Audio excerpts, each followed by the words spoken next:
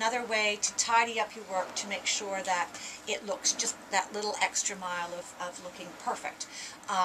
This can frustrate some stitchers to bits, and they just don't understand why they're doing this, and that's fine. And other people say, I don't like when I do a long vertical row. So for example, where you have this where you just go up and up and up and up and up, and it starts to look quite leggy on one side, so your X doesn't look quite as square as it should. In order to address that, what we do, and I'm not going to use the correct color, I'm going to use a much darker color so you can see it better. For people who are right-handed, you will turn your canvas 90 degrees and you will work away from your stitching towards the unstitched portion of your canvas. So what I mean by that is that, let's say you've just been zipping along here. Now we're getting to this point where we have this long single row of stitches. It generally happens in stems, it can happen in some petals, in the animals it'll happen occasionally, but you do get that in many of the canvases. We turn the canvas 90 degrees, and I am going to just, actually I think what I'll do to make it easier for you.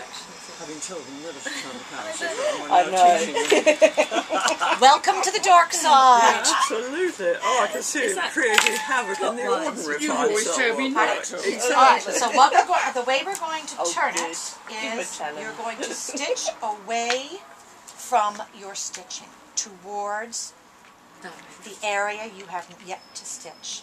So basically it is important that you keep your needle for this particular vertical working away from the stitching. So we're not turning it, okay, we're going to work this way from our stitching. We're not going to work towards our stitching, we're working away from our stitching, if that makes sense. You should have a sheet in front of you that gives you the reverse stitch. Now I'm not quite sure what this is going to do to you as a left-handed stitcher, because you're now going to be in your comfort zone of stitching left-handed, because it will be two on the top and one on the bottom. Next page. You see, I don't normally do the cross stitch, so it doesn't matter. Alright, so what will happen is, it's called the reverse stitch for that very reason. So what will happen is you're going to, instead of starting in your lower left-hand corner working to your upper right, you're going to start in your upper left working to your lower right. So I shall show you what I mean. Because you've turned it 90 degrees, I'm going to come in the upper left-hand corner. I'm going to come down to my lower right-hand corner and go under one vertical row. So up through left, down through Okay? right.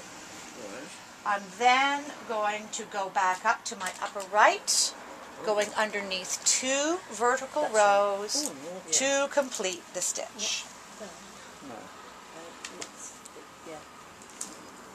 And you're going to come down. Okay. So I'm now ready to start. I'm going to go to my lower right, go underneath one vertical row.